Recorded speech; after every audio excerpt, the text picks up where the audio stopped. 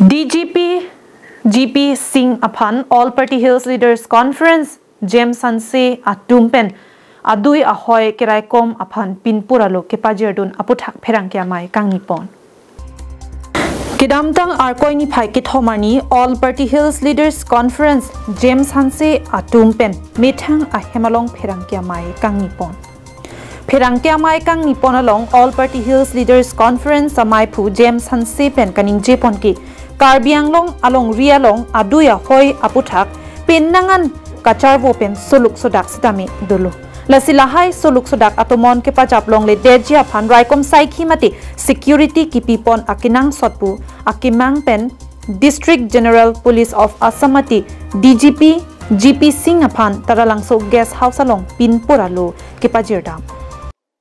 Pini ada bayi kresia por ladak Assam DGP dak karbengloan wanglo lasi alang tumapan itum dak APHLC atum pen president secretary pen vice president office secretary the pen advisor chief advisor itum mangpho DGP pan pini hadak dara langso nil tumara kitong namlo lasi hala so itong dunan lam si pini lang tumpan kithanji pusi non lamang so press meet mada so press conference itum pa lola penal tumpan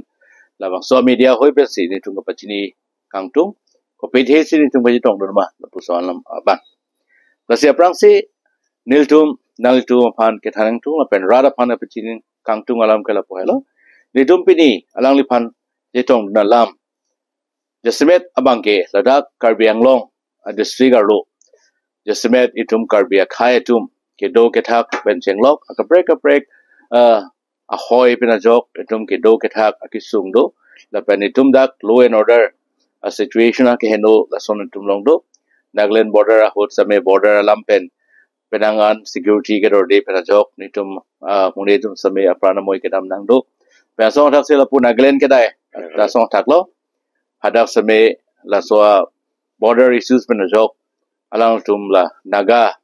Nagaland pen itum hoy along ke do pen jok hot pen hot la puson itum kajarwo la son do kokliti sila kan do gawe kavedaji ing samjin bring do thegi pat itum Karbianglong Autonomous Council District itum maning samjin bring do thegi phansi alang li pan jasmet kachu ning ridam je phansi itum pini chitong namlo pen namlo News Report Karbianglong Live